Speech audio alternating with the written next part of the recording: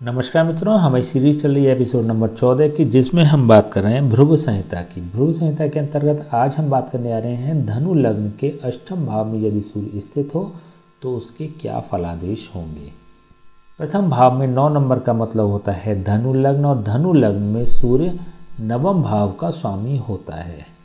जब यह नवम भाव का स्वामी होकर अपने से द्वादश भाव अर्थात अष्टम भाव में आ जाता है, और वह भी अपने मित्र की राशि में। देखिए यहाँ पर कर्क राशि है, और कर्क राशि का स्वामी होता है चंद्रमा।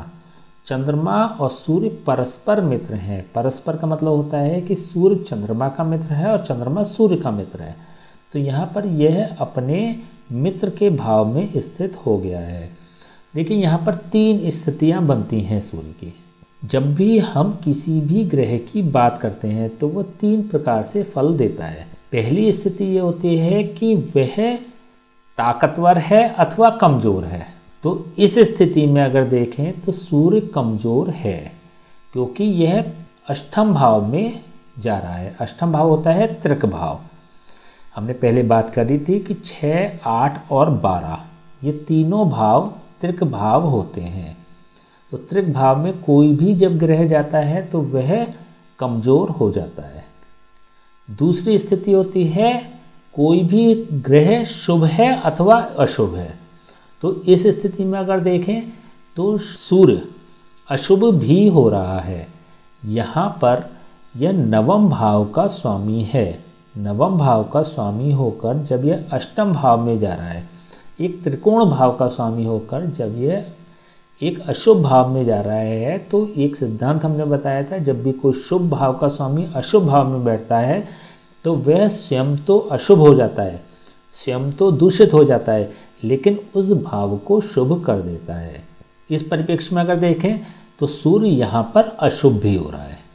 तीसरी स्थिति होती है कि कोई भी ग्रह किस भाव का स्वामी है, उस भाव के आधार पर भी उसकी शुभता अथवा अशुभता अथवा बल अथवा कमज़ोर स्थिति को परखा जा सकता है।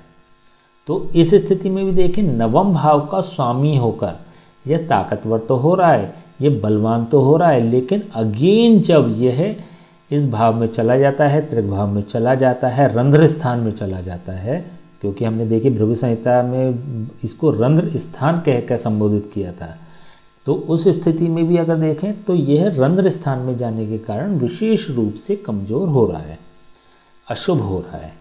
तो यहाँ पर प्रेडिक्शंस की अगर बात करें तो यहाँ एक मिक्सअप आएगा, मिक्सचर आएगा शुभ और अशुभ प्रेडिक्शंस का। नवम भाव का स्वामी होकर जब कोई भी ग्रह अष्टम भाव में जाता है, अपने द्वादश स्थान में जाता है, तो एक नियम यहाँ पर कार्य करता है कि इस भाव का व्यय, भाग्य भाव का व्यय जब होता है तो वह सौभाग्य में परिवर्तित हो जाता है। जैसे विद्या भाव होता है, ये पंचम भाव विद्या भाव है। जब विद्या का व्यय होता है, जब विद्या भाव का स्वामी अपने से द्वादश जाता है, तो विद्या का व्यय का मतलब विद्या बढ़ती है। इसी प्रकार से जब नवम भाव का व्यय होता है, भाग्य भाव का व्यय होता है, तो भाग्य सौभाग्य में परिवर्तित हो जाता है। देखिए, जरूरी नहीं है कि जब भी हम कि कोई ग्रह अपने से व्यय भाव में जाता है तो उसका कंटेंट्स नेगेटिव ही हो, कभी पॉजिटिव भी हो जाता है। तो यदि नवम भाव के परिप्रेक्ष्य में बात करें अथवा पंचम भाव के परिप्रेक्ष्य में बात करें तो ये स्थितियाँ पॉजिटिव हो जाती हैं। इस स्थिति में भी देखें तो यहाँ पर सूर्य तो कमज़ोर हो रहा है, सूर्य तो नेगेटिव हो रहा है, लेकिन यह अष्टम भाव को शुभत्व प्रदान करने वाला हो जाता है। अष्टम भाव क्या होता है? अष्टम भाव होता है अचानक होने वाली घटनाओं का कारक, अचानक होने वाले लाभों का कारक, अचानक होने वाले प्रभाव का कारक। इस परिप्रेक्ष्य में देखें तो यह सूर्य जातक को, इस व्यक्ति को समय समय पे अचानक धन प्राप्ति कराने वाला होगा, अचानक लाभ प्राप्त कराने वाला होगा, नवम भाव के सापेक्ष शुभ फल देने वाला बन जाएगा। लेकिन यहाँ पर सूर्य अशुभ हो रहा है। दोनों चीज़ों को हमें अंतर रखना पड़ेगा। ओवरऑल अगर देखें तो जब भी सूर्य की महादशा आएगी, सूर्य की अंतर्दशा आएगी अथवा 22 साल की उम्र से पहले सूर्य नेगेटिव इफेक्ट्स देने वाला होगा। देखिए, सूर्य आत्मा का कारक ग्रह होता है, सफलता का कारक ग्रह होता है, उपलब्धियों का कारक ग्रह होता है। तो कभी भी जब कुंडली में सूर्य अगर अशुभ स्थिति में जा रहा है तो इट मीन्स कि संघर्ष जीवन में बढ़ जाता है। विशेष रूप से संघर्ष बढ़ेगा सूर्य की महादशा में 22 साल की उम्र से पहले।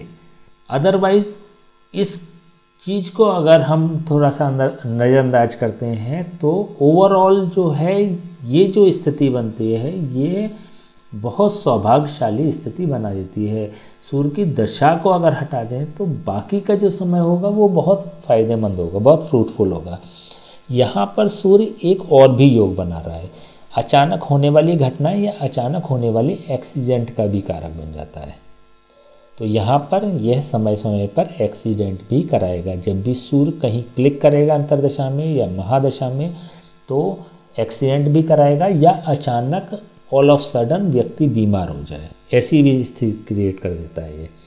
सूर्य की जो महादशा होगी और 22 साल की उम्र से पहले सूर्य के जितने भी कंटेंट्स हैं वो नेगेटिव प्रभाव वाले होंगे। जैसे धैर्य की कमी होगी, मान सम्मान प्रतिष्ठा की हानि होगी, प्रेजेंटेशन जो होगा व्यक्ति का वो बहुत कमज़ोर होगा, अपने आप को वह रिप्रेजेंट नहीं कर पाएगा ऐसे समय में जब सूर्य की महादशा होगी अथवा 22 साल की उम्र से पहले का जो समय होगा। ठीक है, तो इन परिप्रेक्ष्य में देखें तो सूर्य नेगेटिव स्थिति वाला बन जाता है। सूर्य की यहाँ से सीधी दृष्टि सेकंड हाउस पर पड़ रही है। सेकंड हाउस में है इसकी शत्रु राशि, शनि की राशि है। तो हालांकि हमने बताया था कि जब भी सूर्य की दृष्टि किसी भाव पर पड़ती है तो उस भाव के सापेक्ष वह दृष्टि पोषण प्रदान करने वाली होती है। तो यहाँ पर हालांकि पोषण प्रदान करने वाली सूर्य की दृष्टि पड़ रही है, लेकिन यहाँ पे जो राशि है वो शनि की राशि है, सूर्य के प्रबल शत्रु की राशि है। न तो सूर्य यहाँ पे पोषण करने वाली दृष्टि प्रदान करेगा और न ही सेकंड हाउस इसको स्वीकार करेगा। तो यहाँ पर धन के मामले में सूर्य स्ट्रगल देने वाला होगा, संघर्ष कराने वाला होगा। सूर्य होता है नवम भाव का कारक, दशम भाव का कारक और लग्न भाव का कारक। नवम भाव के सापेक्ष हमने बात कर ही ली कि यह सूर्य की नेगेटिव स्थिति होती है, लेकिन नवम भाव के सापेक्ष यह शुभ फल प्रदान करने वाला होता है। देखिए, जैसे ही सूर्य की दशा जाएगी और चंद्रमा की आएगी तो वह एक टर्निंग पॉइंट बन जाता है। सूर्य की महादशा से अगर आप जूझ रहे हैं या जीवन में महादशा पड़ जाती है सूर्य की, तो जैसे ही वो टर्न होती है, जैसे ही वो गुजरती है, वैसे ही ये चंद्रमा सूर्य को बल प्रदान करने वाला बन जाता है, सूर्य को पॉजिटिव रेस्पॉन्स करने वाला बन जाता है। तो सूर्य की महादशा तक संघर्ष है, उसके बाद भाग्योदय वाला वर्ष शुरू हो जाएगा, भाग्योदय वाला समय शुरू हो जाएगा। सूर्य के ठीक बाद चंद्रमा की महादशा शुरू होती है। तो यहाँ भी जब चंद्रमा की दशा शुरू होगी और सूर्य की खत्म होगी, देखिए सूर्य की महादशा में तो व्यक्ति हैंड टू माउथ भी हो जाएगा, व्यक्ति को उधार लेने की भी जरूरत पड़ सकती है, पैसे की संचय भी नहीं होगा, पैसे के लिए संघर्ष भी करेगा, उसकी रेपुटेशन भी डाउन होगी, उसका मान सम्मान भी कम होगा, सभी तरह की नेगेटिव स्थितियाँ जनरेट होंगी। लेकिन इसके जाते ही जैसे ही चंद्रमा की दशा आएगी वैसे ही सारी चीज़ें सुधरती चली जाएंगी, डे बाई डे बहुत तेज़ी से सुधरेगी, क्योंकि अचानक होने वाली घटनाओं का भाव है ये, और सूर्य ने इस भाव को शुभ कर दिया है। खुद तो अशुभ हुआ है, लेकिन इस भाव को शुभ कर दिया है। तो अचानक फल प्राप्ति कब होगी? जब सूर्य की महादशा जाएगी और चंद्रमा की दशा आएगी। दशम भाव के यदि सापेक्ष देखें तो यह सूर्य अपने भाव से 11th हाउस में स्थित है। यहाँ से अगर हम गिनती शुरू करते हैं तो 1 2 3 4 5 6 7 8 9 10 और 11 अपने भाव से, अपने कारक भाव से यह 11th हाउस पे मतलब लाभ के भाव में स्थित है। इट मीन्स कि सूर्य के कारण यह व्यक्ति वेल सेटल्ड होगा, एक अच्छी जॉब में होगा, एक अच्छी प्रतिष्ठा वाली पोजीशन पे होगा, और मतलब कभी खाली नहीं बैठेगा, हमेशा कुछ ना कुछ वर्किंग में ये रहेगा। तो सूर्य इसको वेल सेटल्ड तो करा ही देगा। लग्न भाव के सापेक्ष देखें तो यह सूर्य अपने से अष्टम भाव में जा रहा है। अष्टम भाव होता है मृत्यु स्थान, रंध्र स्थान। तो यहाँ से 8th हाउस में जाने के कारण यह सूर्य शुभ प्रभाव नहीं देता। तो अगेन वही कि सूर्य की जब भी महादशा होगी तो यह लग्न की हानि करने वाला भी होगा। जैसे अभी हमने बताया है कि व्यक्ति बहुत बीमार पड़ सकता है, व्यक्ति का एक्सीडेंट हो सकता है या मौत के मुंह से बाहर आने वाला भी होता है।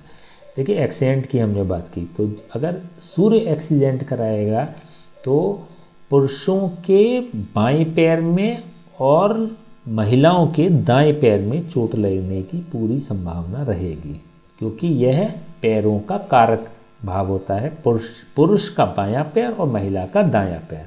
तो जब भी एक्सीडेंट होगा तो पैर में चोट लगने की पूरी संभावना, एक अच्छा एक्सीडेंट होगा क्योंकि सूर्य है। सूर्य विध्वंसकारी ग्रह होता है। जब ये एक्सीडेंट भी कराता है तो विध्वंसक एक्सीडेंट कराता है, जब ये बीमार भी करता है तो विध्वंसक रूप से बीमार करता है। लेकिन व्यक्ति रिकवर करेगा, मृत्यु नहीं देगा, क्योंकि सूर्य अपने मित्र की राशि में स्थित है, मृत्यु नहीं देगा। चलिए अब हम इसके उपाय की बात कर लेते हैं। देखिए यहाँ पर सूर्य ओवरऑल बहुत कमज़ोर स्थिति में है और ज़रूरी है कि इसको मूव कराया जाए। और मूव कराने का सबसे अच्छी जो स्थिति है वो ये है कि इसको लग्न में मूव करा दिया जाए। लग्न में मूव कैसे होगा कि या तो माणिक रत्न अथवा सूर्य यंत्र गले में धारण करें। किसी पंडित से, किसी ब्राह्मण से, किसी योग ब्राह्मण से इसको शुद्ध कराएं और इसको गले में धारण करें, सूर्य यंत्र अथवा माणिक, पहला उपाय। दूसरी स्थिति में मान लीजिए कि लग्न में इसके शत्रु ग्रह हैं, तो दूसरी स्थिति में क्या होगा कि 43 डेज लगातार मंदिर में गेहूं दान करना शुरू कर दें। गेहूं के साथ मंदिर में प्रवेश करें और 43 डेज कंटिन्यूसली इस काम को करें, गेहूं वहीं पर छोड़ाएं। तो ये भी किया जा सकता है। तीसरा उपाय ये है, अगर मान लीजिए 9वें भाव में भी कोई इसके शत्रु ग्रह हैं तो फिर पंचम भाव के सापेक्ष उपाय करना चाहिए। ऐसे में किसी एजुकेशनल इंस्टीट्यूट मतलब सरकारी विद्यालय में गेहूं के कुछ दाने डालना शुरू करें, रविवार से शुरू करें और 43 डेज कंटिन्यूसली इसको करें, जिससे कि ये पंचम भाव को क्लिक करने लगेगा और अष्टम भाव से इसके प्रभाव समाप्त होंगे अथवा कम होंगे। तो ओवरऑल अगर देखें तो सूर्य की महादशा 22 साल की उम्र से पहले का समय विशेष रूप से नेगेटिव होगा, सभी स्थितियों में नेगेटिव होगा, पारिवारिक, मानसिक और आर्थिक। शारीरिक, मानसिक, पारिवारिक और आर्थिक चारों ही दृष्टियों से यह समय बहुत नेगेटिव इफेक्ट्स वाला होगा। लेकिन सूर्य की दशा के बाद चंद्रमा की दशा में ये बहुत पॉजिटिव वर्क करेगा। तो इन तीनों में से कोई सा भी उपाय करें। फर्स्ट प्रायोरिटी पे लग्न के सापेक्ष उपाय करने का प्रयास करें, नहीं संभव होता है तो सेकंड नंबर पे पंचम भाव के सापेक्ष उपाय करने का प्रयास करें, और ये भी संभव नहीं होता है तो 9वें भाव के सापेक्ष उपाय करें, जिससे कि जीवन सरल होगा और सूर्य की महादशा विशेष रूप से पॉजिटिव फल प्रदान करने वाली होगी। अच्छा, ये सूर्य जो होता है वह पिता का भी कारक होता है, पिता को भी कष्ट देने वाला होता है, पिता को भी सूर्य से संबंधित बीमारी कराने वाला होता है। तो सूर्य से संबंधित बीमारी कौन सी होती हैं?